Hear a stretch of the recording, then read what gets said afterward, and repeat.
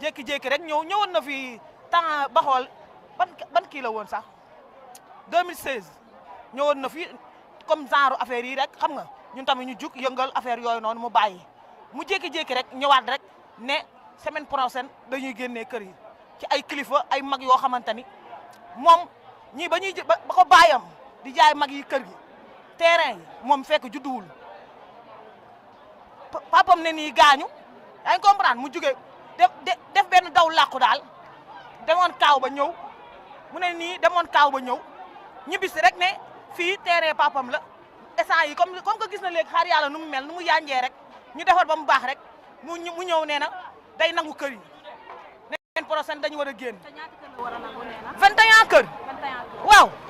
ah 22 yokkaat na beneen yaa ngi gis 22 si lu yomb loolu noonu suñu bakkan lañ ciy teg duñ ko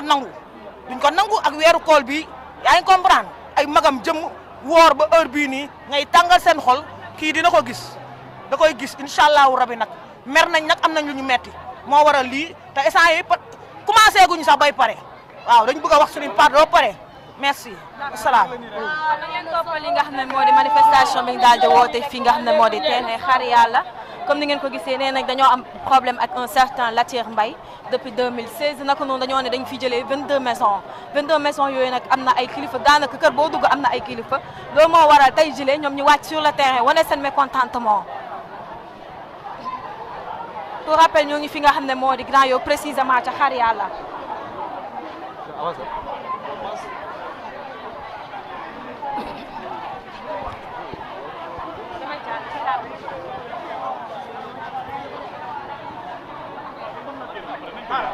xaar ma dugg pel la ñu ci ginnaaw jógeen ci dem leen taxaw ci ginnaaw xaar honorable ñëw xaar honorable député ñëw xeex bi dañ koy organiser voilà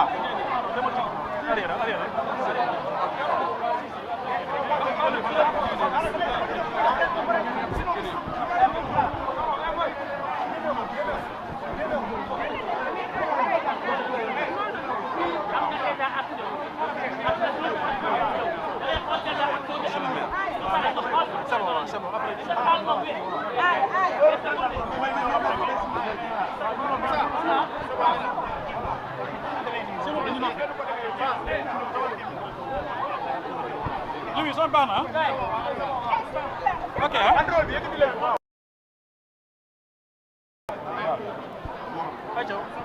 le prénom présentez-vous. waaw salaamaaleykum di nuyu ku nekk sa tur ak sa tant. Présentez-vous. waaw je me présente Mody Tamsir Touré Xaar Yàlla du collectif du Xaar Yàlla route de front de terre. Alors que s'est-il passé ici dans votre quartier? Bon, dans notre quartier, la semaine de la police de Grand Yoff, nous disant de nous préparer. Dans une semaine, nous devons quitter nos maisons pour déguerpissement. Bon, ça fait une semaine maintenant. Le délai a expiré. Nous sommes le samedi. Donc nous constatons que l'ultimatum est passé. C'est pourquoi nous sommes réunis. Parce que le journal Témoin a déclaré le jeudi à la une venir nous déguerpir. Bon, c'est ce qui explique ce rassemblement que vous voyez ici du quartier pour faire face à, je dirais, en bataille avec une famille, avec des héritiers d'une famille dont leur père avait vendu nos pères ici. C'est la famille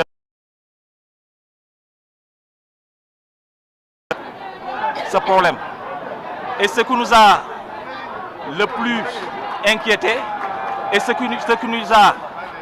le plus stressé, ce qui a le plus angoissé, c'est que il paraît que ce titre foncier 3645, ex-3645, qu'il a muté en 1902, il a cédé à un grand groupe immobilier qui est derrière lui. Un grand groupe qui est en train de faire des travaux de résidence privée à Dakar. Je ne vais pas citer le nom pour le moment, mais le moment opportun, nous allons dévoiler le nom de ce groupe immobilier qui est derrière la famille de Babacar Mbaye pour nous forcer à quitter nos maisons, les 7322 mètres carrés, dont 22 familles qui vivent ici et 1 millier d'âmes qui se réveillent dans ce quartier-là. Ça concerne 22 familles. Ça concerne 22 maisons. 22 maisons. Alors, la lutte a été longue aujourd'hui et est-ce que vous avez eu du coup... Bon, la lutte a été longue. Nous avons rencontré toutes les autorités compétentes du président de la République qu'on a écrit et qui nous a répondu. Du Premier ministre, M. Ousmane Sonko, on n'a pas encore eu sa réponse. Le médiateur nous est revenu. Il y a aussi les différentes autorités de la place qui n'ont pas encore fait signe. Et là, nous les avons alertés que nous avons un quartier sensible, Khariala. Donc il fallait essayer d'étouffer ce problème avant que ça ne dégénère là où personne n'en voudra. Bon, là, j'ai rencontré certains juristes qui m'ont dit que nos adversaires avaient le titre foncier et nos parents devaient aller vers un notaire pour parfaire la vente. Je les ai dit que nos parents à l'époque en 1972 ne pouvaient pas parfaire cette vente parce que le titre était hypothéqué. Le vendeur n'avait pas versé entièrement l'argent qu'il devait à l'acheteur, au client, au pauvre tubaab qui les avait vendu ça. Et là, il est décédé en 1976. Et là, j'ai dit aux juristes qui m'ont dit que la loi ne reconnaît que le titre foncier, le bail et le délibéré. D'accord. Mais donc, la moitié de la population de Dakar est dans l'illégalité. Parce que tout le monde sait que une indépendance qui s'est faite en 1960 et 10 ans plus tard, les gens n'étaient pas très éveillés pour faire certains actes notariaux. Bon, maintenant, ce que nous pouvons dire à ces juristes-là, il y a une jurisprudence. Et là, un titre qui est aliéné, comment le propriétaire peut le rendre à ses acheteurs, surtout que l'acheteur est décédé en 1976. Ils l'ont acheté en 1972, 4 ans plus tard, l'acheteur est décédé. Et ces enfants, en 2022, sont revenus. Bon, ils ont dit qu'ils ont levé l'hypothèque. Ils sont rentrés dans le quartier, rencontré les populations de Khariala, leur disant que c'est leur père qui avait vendu. C'est leur père qui avait vendu à ces populations-là et qu'ils sont là pour honorer la mémoire de leur père, pour parfaire la vente. Or, c'était un piège, un moyen détourné pour nous assigner, pour avoir une vue d'ensemble du quartier, pour nous assigner. C'était en 2022. Voilà, c'est ça qui s'est passé. Voilà, papa, Wow. Bon, si Olof, moom mooy lu tax ñu nekk fii moom mooy semaine passée la police de Grand Yoff est venue un huissier accompagner un huissier est rentré dans les maisons leur disant que ni ils ont une semaine pour génn waaw ni bon tënk ni semaine moo leen dese pour ngeen génn xaar yàlla den war a génn seen kër yi bon bu ñu ko waxee ñun déplacé nañu voir le commissaire de Grand Yoff mu accueillir ñu vraiment nous le remercions pour son kii ndaxte vraiment il nous avait très bien accueilli waxtaan ak ñun ni moom benn circuit la jot circuit officiel boo xam ni dossier bi wàcc ci bureau ni ko pour mu exécuter ko loolu rek la jot voilà bon donc ñun comme une semaine la ñu waxoon te tey la semaine bi jeex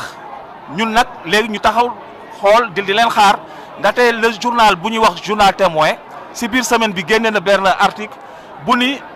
la suñu adversaires yi am na 300 policiers yu ñu mobiliser pour ñu ñëw wàcc ci quartier bi loolu moo waral ngeen gis mbooloo mi ñoom taxaw ni léegi dañuy défendre seen kii seen am bon ñaar fukki famille ak ñaar ñoo fi nekk bon xoolee 1000 mooy lan en wolof junni nit ñoo fi yeewu donc nee nañ 300 policiers bon ñu ngi leen di xaar ndaxte nit ñi aussi tamit du ñu bàyyi aussi tamit nga leen di génne seen kër yi ah ñuy yàq seen avenir doom ak seen avenir kii surtout c'est un quartier boo xam ni boo ko xoolee plus de 53 ans nit ñaa ngi fiy dund waaw depuis 72 suñu adversaire bi c'est la famille de Baboucar Mbaye ñoom la ñuy wax les R Markagna Mbaye waaw ku leen jiite di Abdel Latif Markagna Mbaye moom mooy seen représentant moom moo yore seen tour famille boo leen xoolee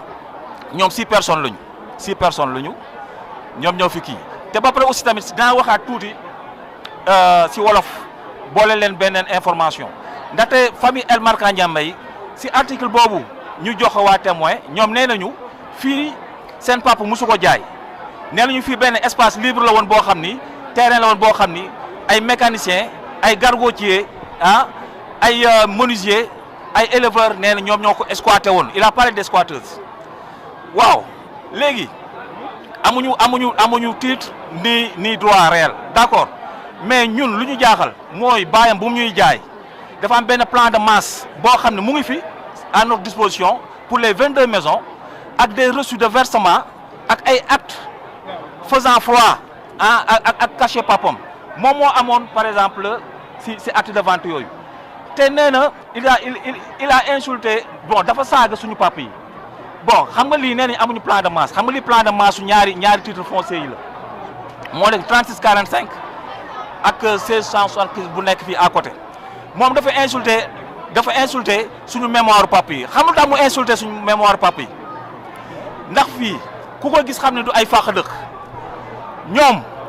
pour ñu attaquer ñu dama leen di jox exclusivité boobu pour ñoom ñu attaquer ñu ñoom seen certificat d'hérédité ñoom bu ñu yore ba déposer ko tribunal sama baay man El Hadji Demba Touré moo leen témoigner pour ñu am certificat de droit réel ak le vieux Diba kon ça veut dire que yow nan nga mën a ñëwee nii ay fàq dëkk ñëw dëkk fii ba pare ay fàq dëkk ñëw di la témoigner pour nga am ay droit réel loolu aussi tamit yenewul maanaa et puis autorités yi gis nañu ñëpp jot nañu réponse su son excellence Diakhar Faye tontu nañu le médiateur Demba Kandji que nous remercions tontu nañu le premier ministre Ousmane Sonko la ñuy xaar ba léegi tontoom mais jot na ko gouverneur de Dakar préfet Descos lépp lu ngeen kii ak yooyu ak suñu maire bi si ginnaaw ñoom ñëpp suñu lettre mu ngi foofu ak accusé de réception pour wane ni ñoom ñëpp envoyé nañ leen kii yëg nañu problème bi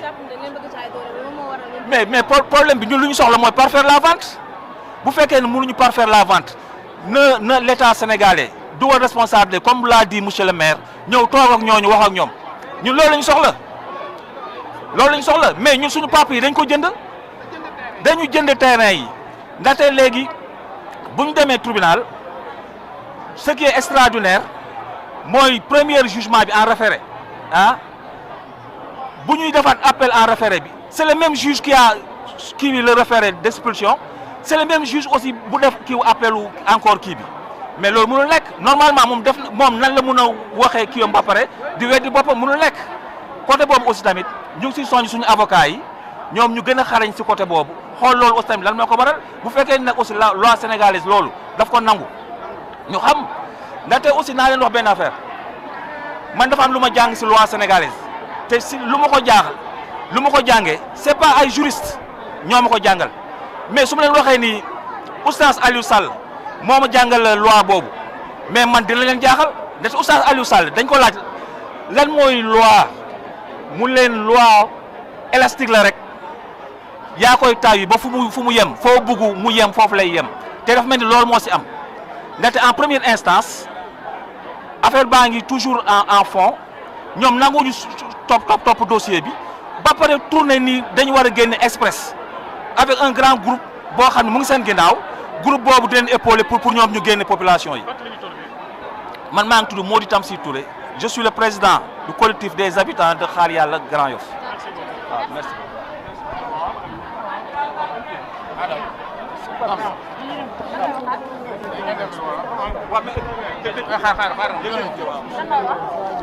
monsieur le député. Non. waaw monsieur le député. monsieur le maire li nga wax doo wax wala c'est pas la peine. ah c'est bon léegi yow dañ la soxla fële. il faut ñu.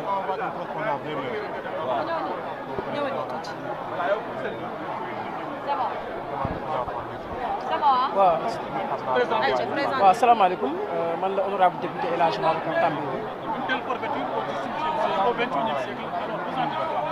waaw d'abord je vous donne l'expliquer en wolof, ensuite je viendrai en français donc pour conclure.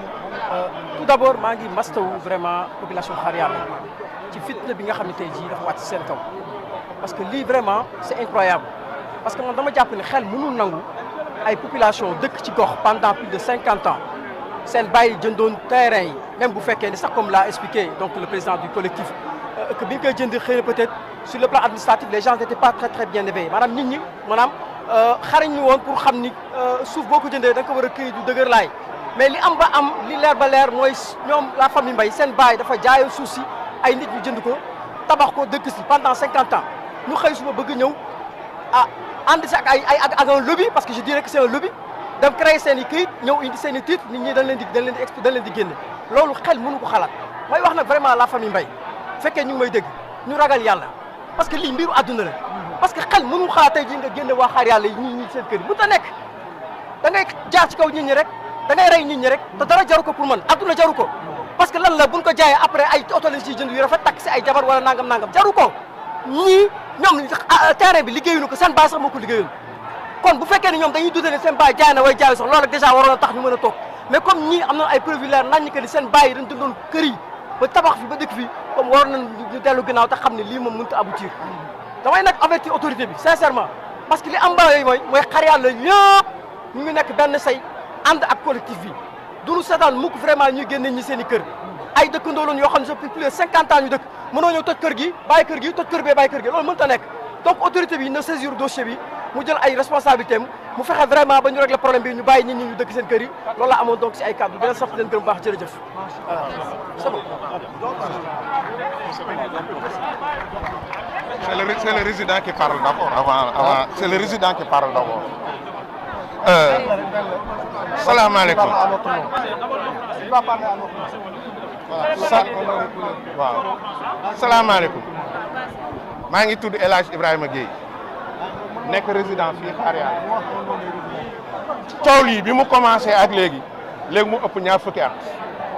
suñu waajur yi taxaw nañ ci wax waa jooju ñuy wax Leyti Mbaye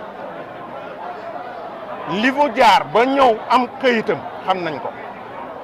ñi mu ci nekkal complice ba ñu jàppale ko mu transformer titre foncier xam nañ ko dañuy wax rek autorité yi ne leen képp ku tax ci lii dinañ ko digaale ak yow parce que il est hors de question que des Sénégalaises et des Sénégalais qui ont acquis depuis 1972 des terrains légalement parce que l'acte de vente constitue une preuve de transaction financière et les actes de vente existent maanaam am njaay ak jënd joxante loxo sax tax na nit jaay xar ak ku koy jënd kon bu amee këyit bu wane ni yow mii jaay naa la jënd nga fay nga ma kon jaay mi taxaw na acte de vente yëpp a ngi fi li ñu mënul comprendre mooy tey mu dellu si xam na ni moom day lajj mu dem laqatu ci benn groupe immobilier boo xamee ni daf ko ko jaay mais lenn rek la ñuy wax suñu wax du bëri ku bëgg tabax fii da ñuy jël ñun waa Xaar Yàlla yëpp def ñu fondation tabax suñu kaw parce que nous n'accepterons pas ñun fii lañ dëkk côté bii ñoom ñu dëkk côté bii benn famille la suñuy doom yi ñooy ànd suñuy papa yi ñoo daan ànd suñuy maam yi ñoo daan ànd benn nit ki moo ñu jaay ki jaay ñii moo jaay ñii kon suñu taxawee ne dañuy dindi ñi na leen wóor ni duñu sempi nit ñi mais Xaar Yàlla yëpp dinañ fi taxaw et la dernière chose le président de la République son premier ministre toutes les autorités de l'État nañu xam ni Xaar Yàlla Sénégal la bokk ñi fi dëkk ce sont des Sénégalais nañ leen traité comme des Sénégalais li ñuy demander c'est très simple État du Sénégal na exproprier parcelles yi def ko ci turu ñi nga xam ne ñoo fi dëkk depuis 50 ans parce que il y a la légalité mais il y a aussi la légitimité. Si la légalité c'est les papiers, la légitimité c'est cela. Ñu fi dëkk ay at fexe ba ñu andi fi ndox andi fi courant def fi pavage sécuriser koñ bi def fi école dëkk fi seen i doom ak seen i jarbaat dëkk fi fii ku fi ñëw ne da ngay génne parce que li ñu def ci journal yi amul kenn kuy toj di ko annoncé ay tiitalaate la ay tiitalaate la. Ce que nous voulons dire, ils sont en train de faire des annonces par presse interposée. Nous savons que ce qu'ils sont en train de faire, ce sont des fausses annonces pour essayer de faire peur. Mais ce qu'ils ne savent pas, ici, à Kharial, ne se réveille pas un peureux. Ce sont des hommes de valeur, courageux, qui se réveillent tous les matins pour aller travailler et entretenir leur famille. Quand les papas sont partis, ce sont leurs enfants qui sont restés. Si aujourd'hui ce site est enviable, c'est parce qu'il y a des gens qui se sont sacrifiés. Ils ont mis leur argent. C'était des terrains nus. Il n'y avait ni eau, ni électricité, ni assainissement, ni pavage. Nous avons tous travaillé ensemble avec les autorités pour construire ces maisons. Ça, c'est des baraques, c'est des gargotes. Ce sont des maisons construites par la sueur des fronts des gens. On a fait des pavages avec l'aide de la mairie. On a amené l'eau, on a amené l'électricité, on a créé des écoles. C'est un endroit, si les autorités souhaitent la paix et le calme dans ce pays, nous leur demandons d'exproprier, si jamais la légalité est fondée, et d'affecter ces maisons aux gens qui l'occupent. Parce qu'il y a la légalité, mais il y a la légitimité. Et la légitimité, c'est ceux-là qui occupent les terres. Des gens ne peuvent pas se réveiller un matin, fouiller dans les armoires de leurs parents, sortir des droits réels qui datent depuis 50 ans et revenir dire que maintenant il faut que les gens qui occupent dans ces maisons quittent. Nous leur disons ceci. S'ils veulent construire ici, ils vont devoir prendre les habitants de Kharial tous tant qu'ils sont et en faire les fondations pour pouvoir construire un immeuble.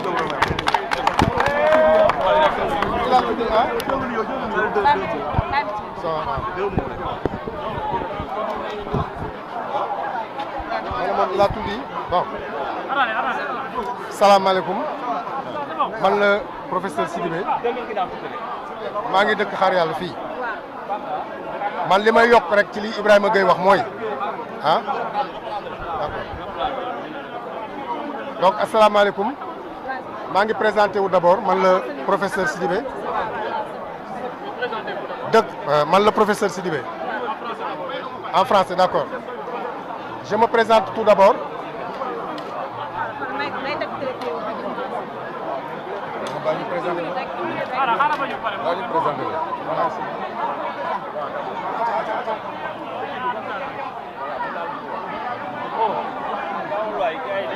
Rapidement, voilà, je me présente, c'est professeur Sidibé, donc recteur de l'université Souleymane Niang de Matam, habitant de Kharial. Donc je vais juste ajouter quelques mots après mon cohabitant Ibrahima Gueye. Ici, nous sommes réunis pour faire face à des gens qui veulent sortir nos parents qui sont ici. Et pour cela, nous sommes prêts, comme il l'a dit, à laisser notre sang, à laisser notre vie. Parce que nous ne pouvons pas accepter que des familles qui sont là depuis plus de 50 ans, on se réveille un jour, on leur dit qu'il faut sortir parce que les terrains ne sont pas légaux. Ça, nous ne sommes pas prêts à l'accepter. Ce qu'il a dit, c'est ça. Nous lançons un appel aux autorités étatiques. Quelle que soit l'issue du problème, ce que nous voulons, c'est laisser les familles ici et légaliser leur situation. C'est tout ce que nous attendons de l'État. La voie à suivre, l'État le sait très bien. Parce que ceux qui dirigent aujourd'hui ce pays sont des spécialistes des impôts et domaines. Ce que nous voulons, nous, habitants de Kharial, qu'on nous laisse en paix. Comme l'a dit Ibrahima Gueye, nos parents se sont débrouillés, ils se sont tués pour construire ces maisons-là. Donc nous n'allons pas accepter un beau jour qu'un groupe de personnes vienne nous trouver ici pour nous déguerpir. Ça, on ne va pas l'accepter. Wolof maay li ma ci wax rek mooy maa ngi présenté wu maa ngi tudd professeur Mamadou Sidibé nekk recteur université Souleymane Niang bu Matam ma dëkk Xaar Yàlla nekk doomu Xaar Yàlla juddoo fii fekkee lu bari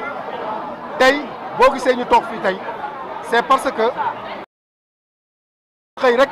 ñëw ne dañuy génne suñu waajur yi ñëw ne dañuy génne suñu dëkkandoo yi te loolu parewuñu pour nangu loolu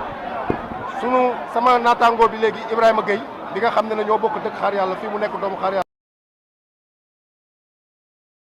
fii ku fi bëgg a yëkkati kër yi di nga gas pax dugal ci waa Xaar Yàlla yëpp suul ko doog a tax doog ñoo jële fii parce que duñ ko nangu ñun dañoo nekk ay doomu Xaar Yàlla duñ ko nangu lii mooy li nga xam ne daal moom la ñu bëgg a wax autorités yi que ñun pare nañu pour dee parce que tout simplement duñu nangu ñu jëlee ni fii voilà merci beaucoup merci. Comment micro yooyu.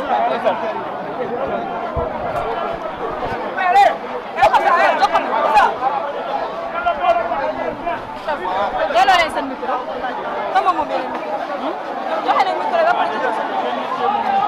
yéen a ko moom ñaari ça va.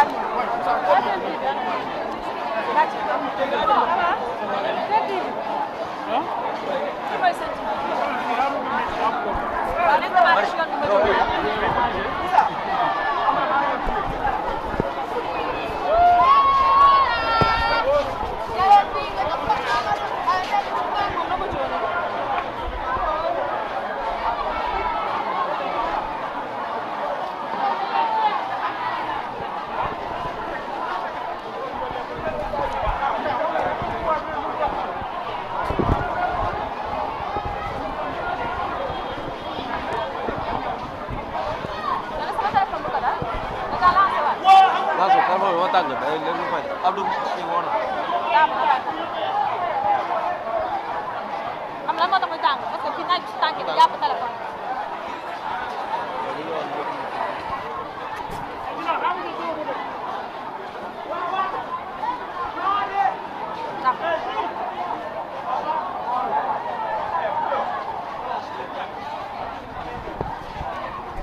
ñaata ba ñaata personne yi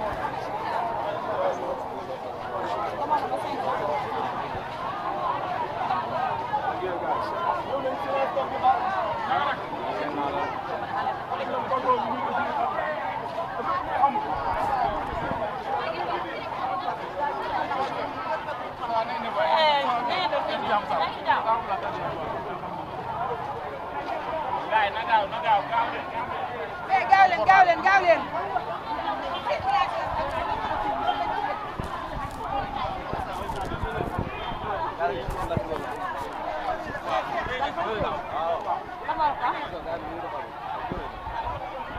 waaw mais ñu loolu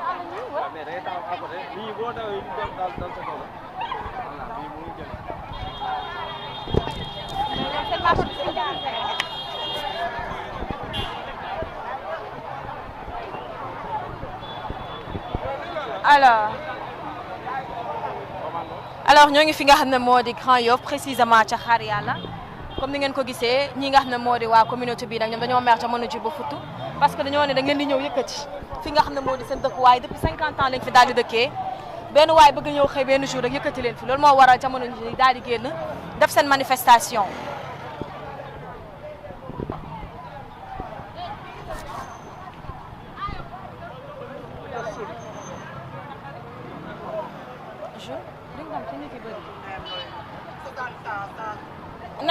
nañ demaale mu jëlaale réaction quelques personnes ñu nekk sama kanam pour nga dindi woon trépied bi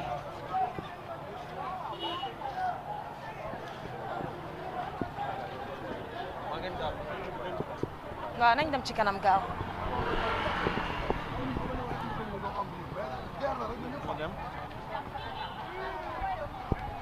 ay ci ñu dem nañ dem ci kanam damay daw kay ñi ñooñu ci kanam nañ daw dabi nañ waaw léegi police suñu ñëwee nag xanaa dañoom seen manifestation bi c'est autorisé police moom du ñàkk moom ci manifestation nee nañ ñoom dañoo ñëw soutenir ñi nga xam ne moo di population Xaar Yàlla bi. waaw salaamaaleykum di ngi bëgg a jël suñu kër gi loolu la ñuy xeex loolu moom mënu fi am fii Xaar Yàlla ñoo ko moom. alaaji moo nga alaaji lépp nga alaaji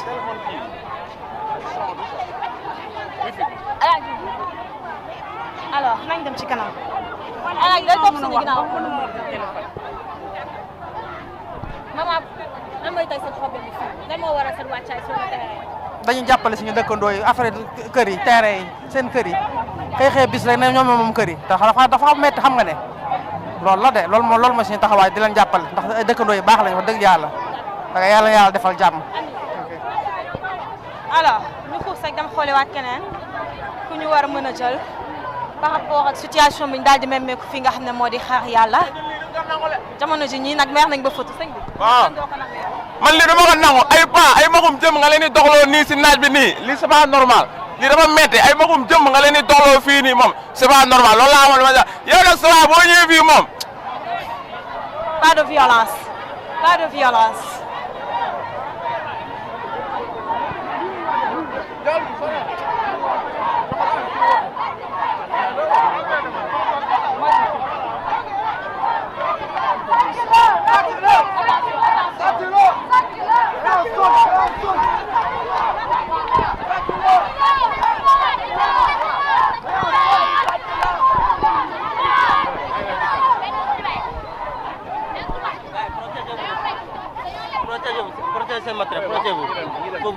dem leen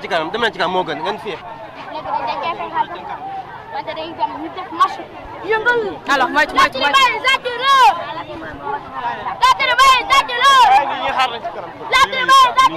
nga ne yow amul yoon lii la fii benn yoon moo tax su ko tey nga mën a dugg waa kaay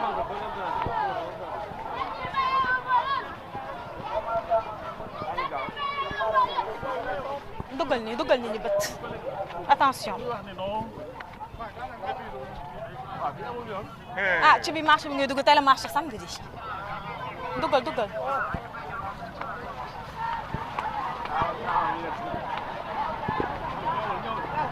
dama maa ngi sa ginnaaw rek yow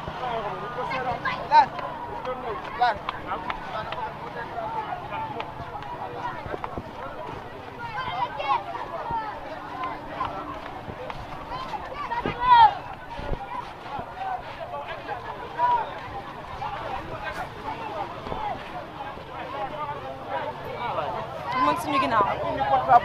alaaji dafa war a gaaw gis nga ko de gaawantul alaaji dama laa la assuré sa ginnaaw dama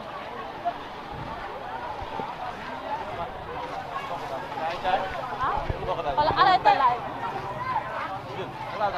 alors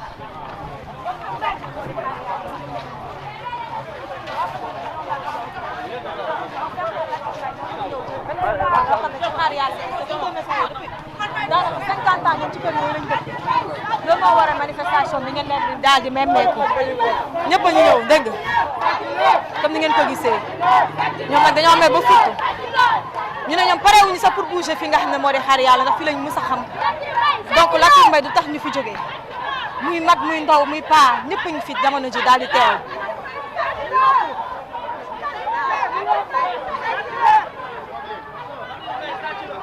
dégg ngeen loolu alors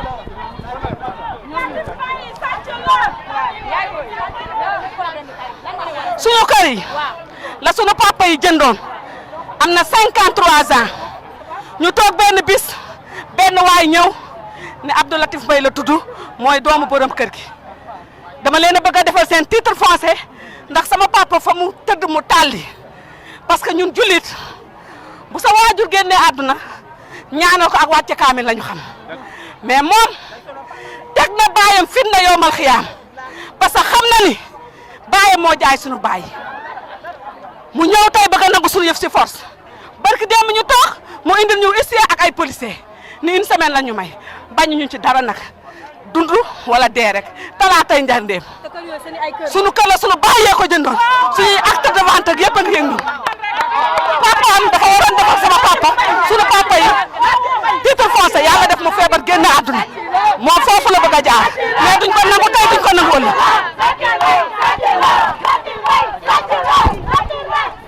daal di xew jamono ci fi nga xam ne moo di fi nga xam ne moo di côté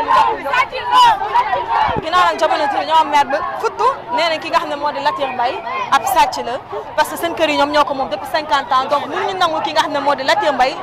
toog tey ba xolam sedd mu daal di leen fi ñëw génne lu toll ci 22 maisons loolu moo waral tey ji la ñu gis maire yi paa yi ñëpp ñu daal di fi wàcc waaw sëñ bi. waaw lan moo waral tey seen teewaay. waaw lu waral ñun suñu teewaay ñun ñuy population de Xaar Yàlla benn waay yoo xam ne xamuñu fan la jógee ba paa yi nga xam ne nii ñoom ñoo fekk lépp seen kanam fii la xewee muy 22 maisons yi nga xam ne nii moom moo ko moom mu ñëw ne moom 22 maisons yooyu noonu day ñëw pour démolir ko population Xaar Yàlla nag ñoom nee nañ duñ seetaan loolu tey duñ seetaan loolu suba parce que nee nañ tey ji Latir Mbaye sax même datu mariage yaay maam bañ ko takkee mi ngi ci biir këyit yi kon ñoom paay am nañ ci preuve yu leer ñoom bañuñ si dara nag nee nañ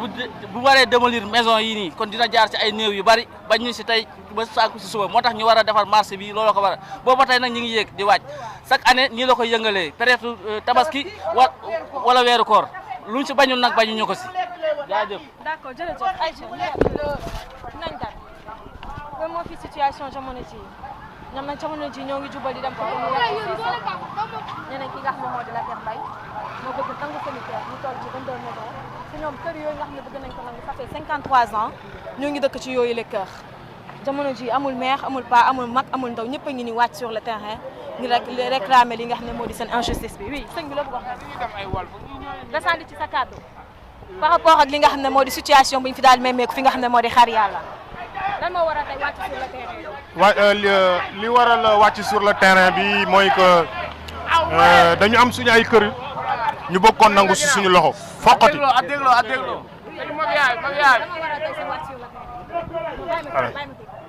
ma ne li waral wàcc sur le terrain bi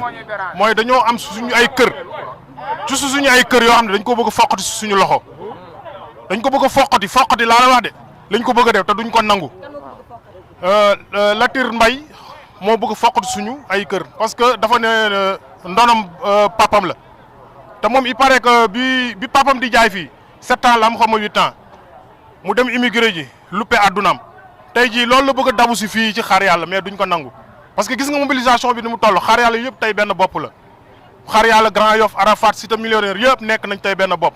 te lii nii suñu bakkan lañ ci teg lu mu ci suñu kër la ñun ñëpp fa lañ juddoo man mi samay at rek romb na 50 ans di dem te tey fa laa juddoo tey jii loolu sama ndono bàyyi tey jii sama bàyyi génn àdduna mais ndonom moo fi nekk ndonom du ma ko bàyyi keneen ñëw di ko jël da koy bénéfice loolu du ma ko nangu tey suñu bakkan lañ ci gar lu mu ci bañul bañuñu ko ci waaw. 21 kër la 21 kër la. 21 kër waaw. waaw. ñenn ñoo ngi naan 22 kër la. non 21 kër la 21 maison la. waaw. lan moo waral seen wàccaay bi yow lan mooy sa kàddu ci problème waaw dañoo ñëw rek mobiliser wu dooleel Xaar Yàlla bi yaa ma gën a xam waaw parce que waa ji lu mu bugg noonu loolu mënul nekk loolu duñ ko nangu mënul ñëw rek xam nga bugg a nangu kër yi noonu c'est impossible quoi kenn xamul waaw te kër yi ay gars yi ñoo ko jëndoon waaw mu jugee fee ñëw ñun xam nañ dafa am ñu nekk si ginnaawam ñu koy dooleel waaw parce que dafa am ñu nekk si ginnaawam pour dooleel ko parce que waa ji moom kese comprendre nga amul sa fit naan ne day ñëw fii di réclamer quoi ce soit est-ce que comprendre nga parce que dafa am ay borom doole yu nekk si ginnaawam loolu moo tax waaw. par rapport ak coowal bu am fi nga xam ne moo di Xaar Yàlla ban kàddu nga ci sànni. xanaa kàddu boobu kii rek lu mu def dafa ñaaw moo ko gën kër seen kër juróom fukki at nga xëy rek nga yàq moom daa fakk dëkk seen baay moo jaay suñuy baay xam nga lu tey juróom fukki at léegi nag nga bëgg a xëy rek nga ne fakk dëkk la fan moo fakk dëkk bi fakk dëkk amul Dakar. kon da ngeen jàpp ne da ngeen bëgg jaay doole. waaw loolu moo nga def di ëpp doole bëgg noo jaay yàlla àtte ak moom nag loolu lay fi dem. parce que boo xoolee Xaar Yàlla lu muy rëy la si benn parti la rek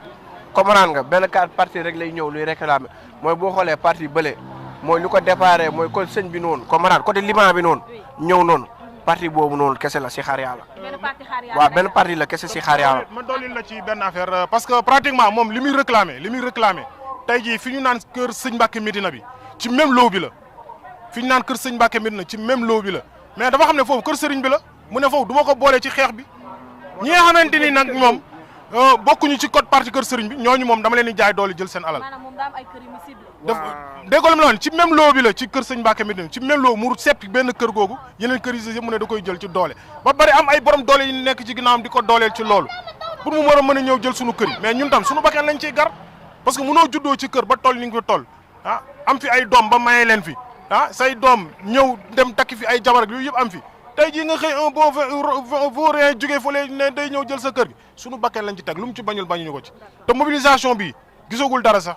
parce que affaire dañ ko yaatalagul mais gis nga bu ñu ko yaatalee bés bu ñu bëggee ñëw fii di daanal kër yi nañ ko jàpp ne ci kaw doomu aadama yi lañ koy daanal wasalaam. ok waaw. alors moo ngi noonu situation bi daal di xew fi nga xam ne moo di xaar yàlla comme ni ngeen ko gisee population bi nag jamono ji daal di nañ mar ba futtu ñoom nee nañ oui. tiens-moi ça. def nañ déclaration def nañ ko ba pare. def nañ déclaration.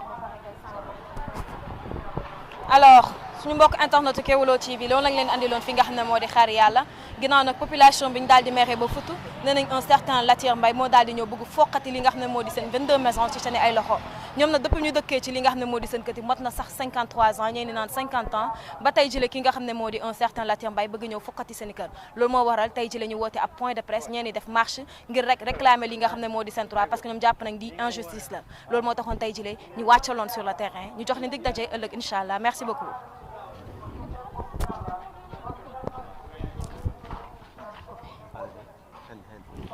Merci beaucoup suñu amee internet yi